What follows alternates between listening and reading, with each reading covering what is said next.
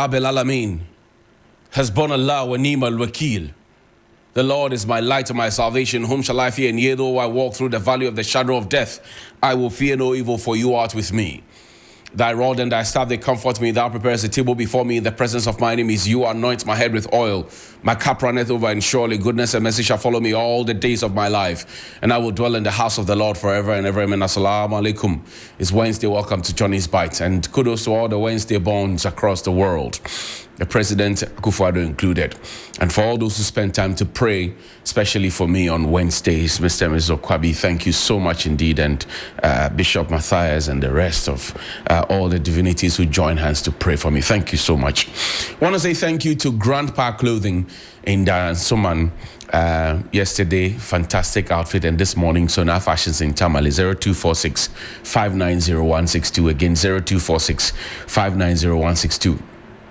The National Democratic Congress yesterday painted the whole country red and black, and they were asking a very simple question of the Electoral Commission, that the Electoral Commission causes to be done a forensic audit of the 2024 register. They are asking this because they said they have seen some discrepancies, and by the former director of Electoral Services' own words, and now the deputy commissioner in charge of operations, Mr. Tete's own words, the 2016 register had trees and plants and animals in them. I never knew that the same register that we were told was credible enough had trees and plants and animals in them. But he has said that. Now, subsequently, the NDC had come to say that some of their members have had their names taken or transferred without their tacit approval. And yesterday when I saw the NDC out there all by themselves, literally, because you saw Rise Ghana, I saw some members of the PPP, but that's about it, and some CSOs, I asked the question as to whether if we get a credible register, it will only inure to the benefit of the NDC. Because a credible register is what will sustain the democracy that we have, at least to know that the election will not get out of hands, will not get into the domain of mayhem. So that if we have a credible register, whether you are NDC or MPP or PPP or CPP or GCPP or Movement for Change or Kwame Bediako's party or whatever it is, you will be interested in it. So if there's a group that is going out there, and subsequent to the Electoral Commission denying that there was anything wrong ever done, anything wrong ever done by compiling the register. And now the Electoral Commission is coming back to acknowledge that, yes, the things you are raising are true and we will fix them ourselves. Give us time. The NDC says, no, we don't want you to be fixing your own mistakes. We want a third party, a third person to get in there to look into it, as was done in 2016 upon the request of the NPP at the time for an international audit. And Engineer Kwabena Japan knows this. Mr. Paul Afoko knows this. It was a big conversation in this country. And I don't know why we are all pretending suddenly that this is a novelty. It is not a novelty. It has happened before. And that was granted by the Electoral Commission. In fact, at that time, Madam Jean Mensah, who was at the IEA, had made recommendations after Professor Ransford Jampo and Professor Michael Quay had a debate at the IEA, under the auspices of the IEA, on the same matter. And then when they finished, the IEA asked the Electoral Commission at the time, led by Madam Charlotte Osei, she said that be proactive, engage stakeholders to fix the register. So why is the Electoral Commission not being proactive? Why are they not opening up? And if somebody says, oh, I suspect that there could be one or two anomalies here, so let's have an audit, and you say, we are not sure we want to have an audit, it means that you have something to hide. That's their opinion. Can you begrudge them? I don't know. Well, but the Electoral Commission has responded. The response is dated the 17th of September 2024. Let's see that. It says, response to NDC's petition following demonstration on Tuesday, the 17th of September 2024. The Electoral Commission has received a petition submitted by the National Democratic Congress at the end of their demonstration on Tuesday, 17th September 2024. The Commission will review the petition and provide its response in the coming days. The Commission wishes to assure the general public that the process of producing the final register is in its early stages. Today is 80 days to the big election on December 7. The Commission is mindful that the voters' register is the bedrock of credible, fair, and transparent elections. We assure the NDC and all stakeholders of our avowed commitment to delivering a credible and robust final register ahead of the December 2024 elections. In the meantime, our doors remain open. We look forward to engaging the NDC on their concerns. Thanks, signed by Samuel Tete, Deputy Chairman in charge of operations. And Mr. Tete here is talking about credible, fair, and transparent elections that is based on a register that is credible indeed. When the NDC started asking questions about this same register, it was this same Mr. Tete who said that the 2016 register that he had come to tell us at the time that was credible had animals, plants, and trees in them. So can you trust a man like that who waited for 2016 to come and go, 2020 to come and go? Now we're in 2024 and he's telling us this because somebody is asking questions. In any case, the register that had trees, plants, and animals in 2016 is the register that brought the MPP into power. So if the man who was the director of electoral services then is saying that the register then had trees, plants, and animals in it, and that same register is what is going to be used, shouldn't questions be asked? In fact, in 2014 and 2015, prior to the 2016 election, when the MPP was asking for an international audit of the register, were we doing biometric as heavily as we are doing now? I mean, of course, we have improved in many different instances. Many different instances. So this actually ordinarily should not be a concern of just the NDC. It should be a concern of every well-meaning Ghanaian who is interested in the democracy that we are practicing in the Fourth Republican dispensation. Every person should be interested.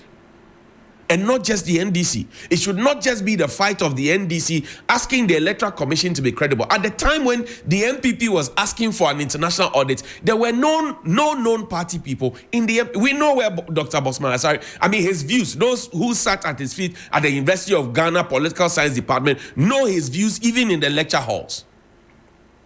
They know how he has been a TESCON patron, according to those who sat in his class and those who were at the University of Ghana. Today, he is at the Electoral Commission. So anybody who had a privilege of knowing him from the past will now look at him with that lens. The three other people who were put on the commission as commissioners, known party people, at the time when the MPP was asking for the international audit, were there known party people who had become panelists, who had sat on radio and TV programs espousing the views of their political parties? Let's be honest with ourselves. And it does appear to me that the more we progress in this democracy, the more we retrogress in our principles. The more we progress in this democracy is the more we retrogress in our principles. And if there's one thing I've learned in leadership, President Akufo-Addo has taught us that when you get power, chop it. In opposition, he criticized everything. In power, he has perfected everything that is wrong. He is a very good example of all that is wrong. Today, internationally acclaimed comedian Michael Blackson is weeping. Show the tweet. Not so long ago, he was tweeting and there's a black one. No, there's a black tweet. Show us the black tweet first. Not so long ago, he was so excited about it. Not so long ago. This was in April 23, 2024, 9:56 a.m. April 23, 2024, 9:56 a.m. Put it up. Michael Blackson, he says, Ghana now. You might be thinking about going back to the NDC, but think about this. That guy was once your president, and why didn't he win a second term? What did he not do right to win again? Says Ghana, now you might be thinking about going back to NDC, but think about this. That guy was once your president, and why didn't he win a second term? What did he not do right to win again? He had 120,000 views 305 reposts, 197 people quoted it, 1,000 people liked it, 38 people bookmarked it. Michael Blackson. This was it. So this typically would be the alternative is scary. I'm sure you've heard that phrase. The alternative is scary. This was he mentioned NDC. He mentioned that guy. That guy here is John Mahama. And this is Michael Blackson there sitting in the comfort of his US home and saying that the alternative is scary. He was telling this typifies what has been said. The alternative is scary. This is it. That never again, he should never come back. He's scary. The alternative is scary. It's empty.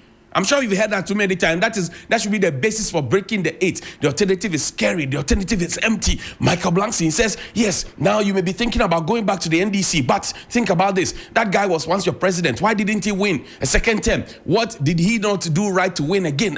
That's the narrative. The alternative is scary. Show me his current tweets. They gave him a small haircut.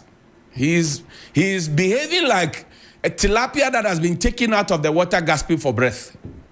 He says, who is the Minister of Finance in Ghana? As if he doesn't know. I have beef with this guy. He knows his name. He's Ken Oforiatta. People of the diaspora decided to invest in our continent, and they used their money to pay their debt and gave us 2 options. Either take a 37% cut and receive 5% interest with 11 years maturity date, or no cut but 1.9% interest with 15 years maturity date. I am very disappointed in my people for this.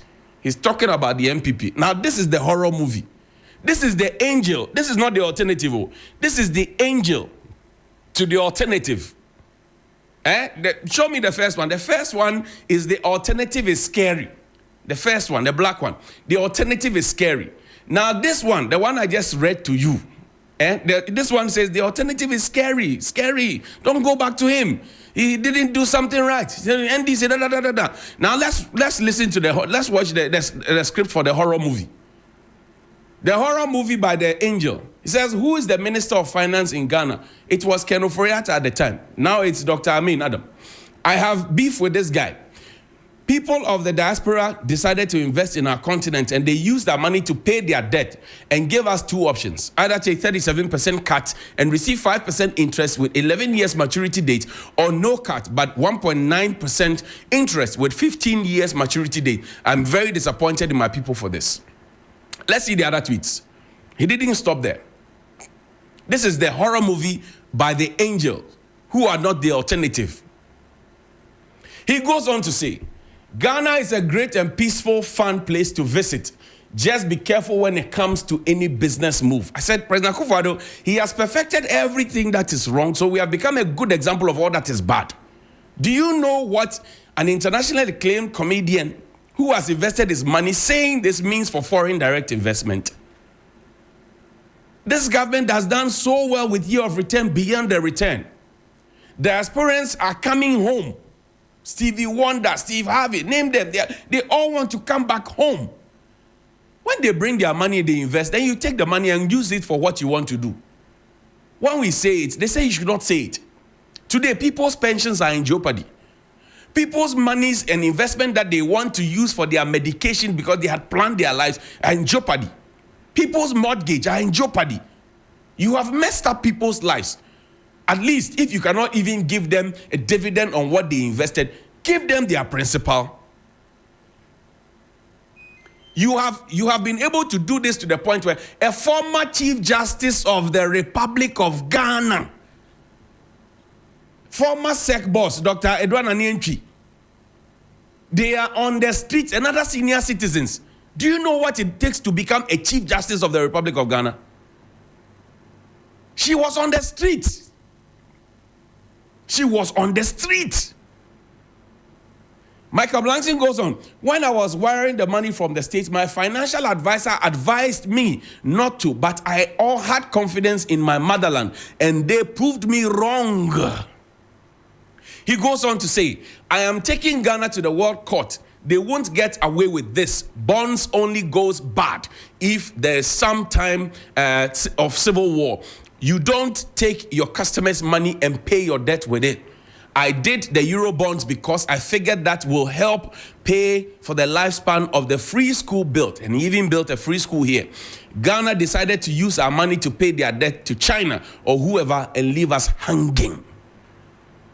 This is the sad story. This is a horror story.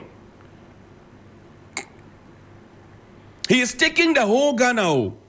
He's not taking President Akufo-Addo and his cousin Ken Ofori-Atta to court. No.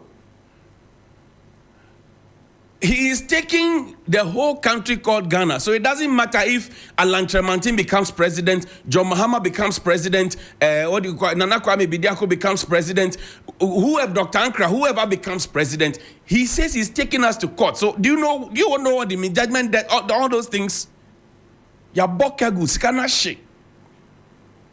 This is not the alternative. This is the main one.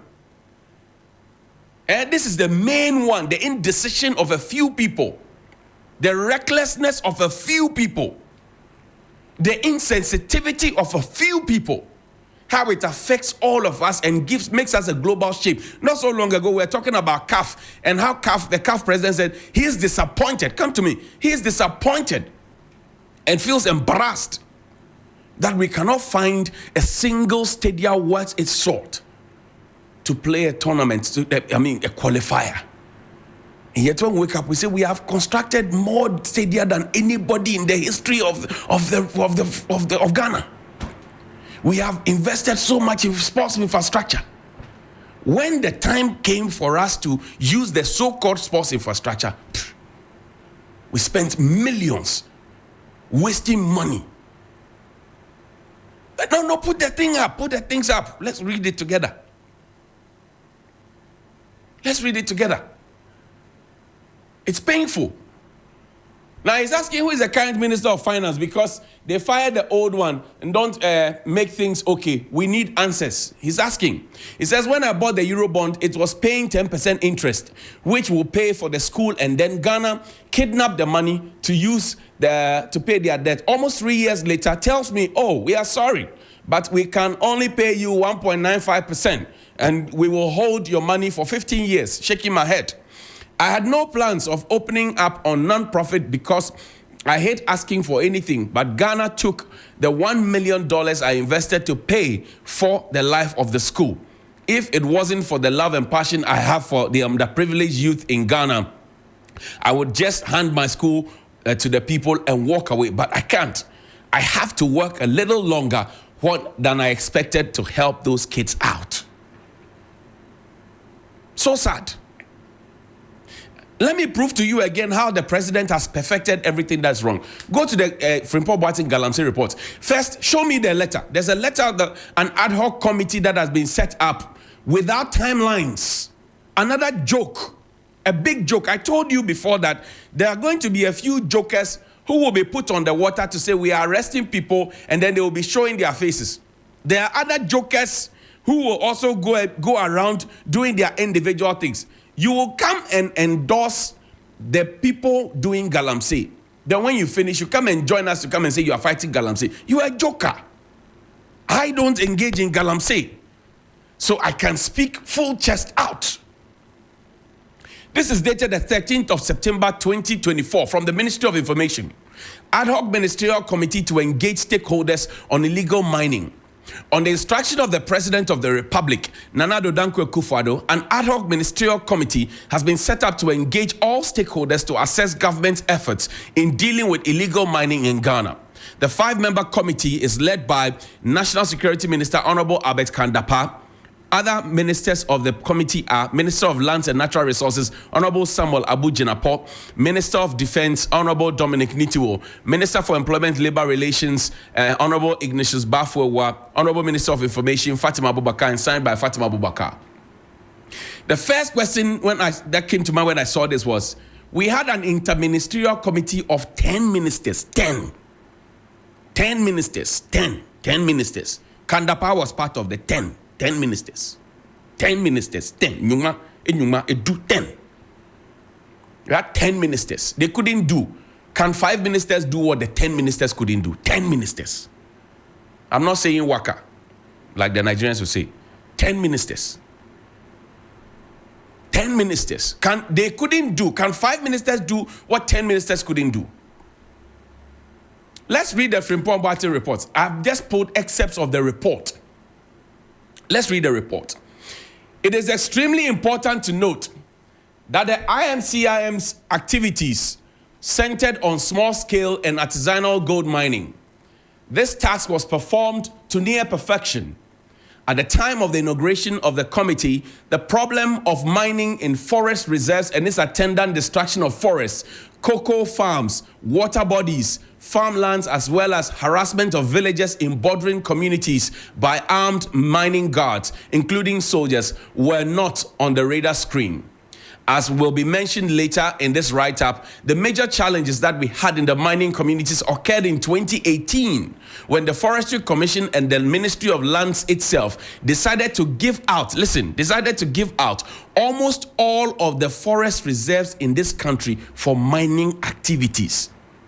We gave out forest reserves and we still went to COP28 to talk climate, and we still found food and planted trees, and we still found food and declassified forests, and we still found food and put Otumfor in a room and held a Galamsey, conference or seminar, and we still found food and we still talk about Operation Galamsey, Operation Vanguard, Operation Hot, Operation Kwanhwa, Operation... This was reported to Cabinet at this meeting on the 28th of February 2019.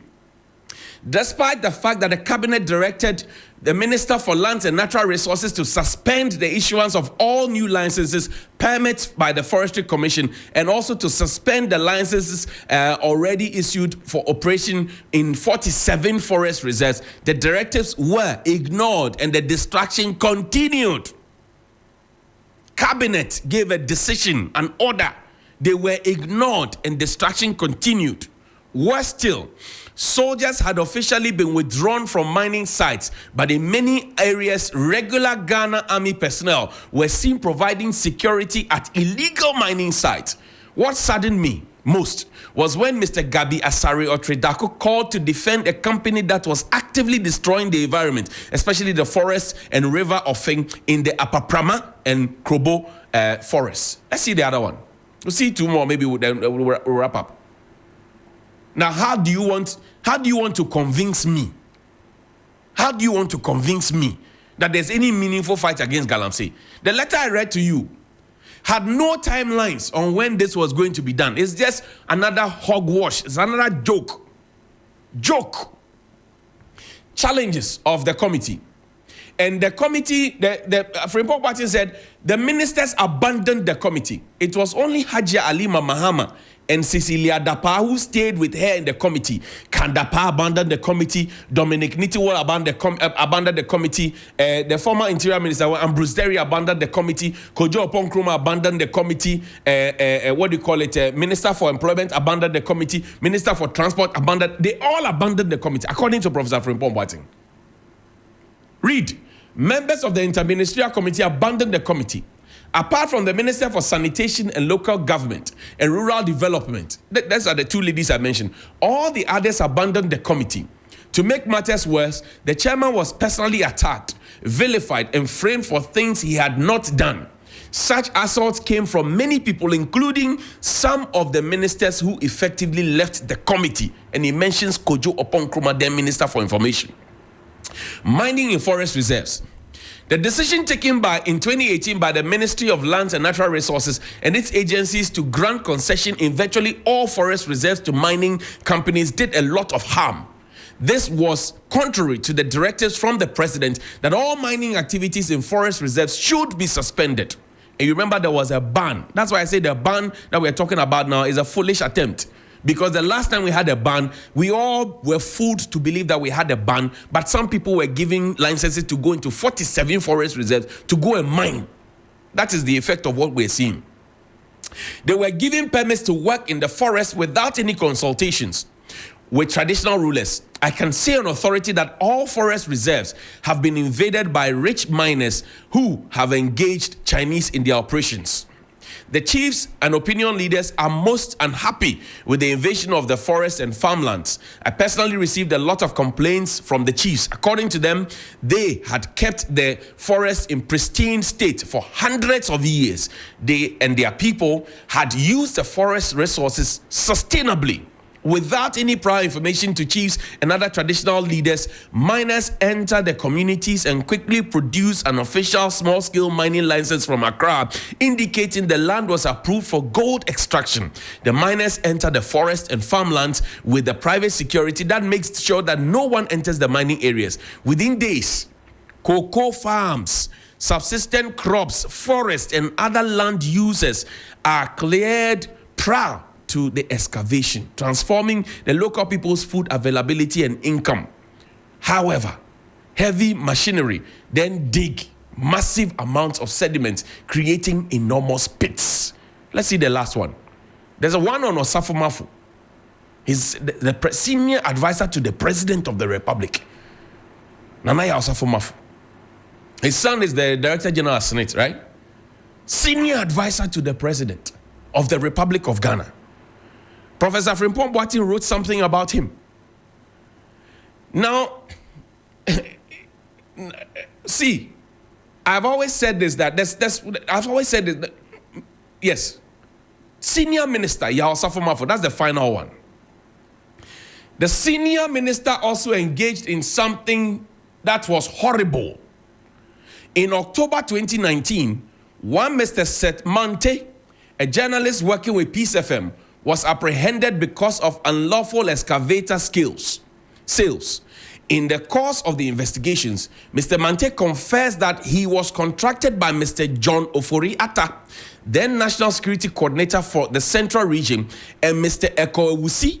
He is going to Parliament in the Central Region, go and check, to use his bank account at the National Investment Bank for what effectively was money laundering. Effectively, the proceeds from the excavator sales were lodged in Seth Mante's bank account. The monies lodged were later cashed and given to Mr. John Ofori Atta, who in turn gave some of the money to Eko Ewusi. Seth Mante's handwritten statement to the police is seen on pages 27 and 28. The senior minister sent someone to me for a copy of Seth Mante's statement, as well as a copy of the bank transactions as recorded in Seth Mante's bank statement from the National Investment Bank. After going through the documents, the senior minister, Yaw Osafo Mafu, is reported to have remarked that Eko Ewusi is his boy. Eko Ewusi, that report said he was engaged in Galamsey, is his boy and would not do such a thing. However, if there was a bad person, it would be Professor Frimpong Boateng. The senior minister then encouraged his emissary and his friends to organize themselves, gang up and fight Frimpong Boateng. The emissary swore to me that what he told me was true. His love for the MPP and his devotion to the duty as a government appointee gave me reason to believe that he was not lying to me. My knee-jerk reaction was to confront the senior minister, but I was annoyed. I rather decided to inform the president. Listen, I rather decided to inform the president, hoping that he would organize a meeting so the three of us could discuss it. I informed the president and he promised to deal with it himself. I never had any feedback. This is the president who said I put my presidency on the line. He never put any presidency on the line. He put our jobs on the line. Call me, please. 055-924-2717 and 055-691-0154. Good morning.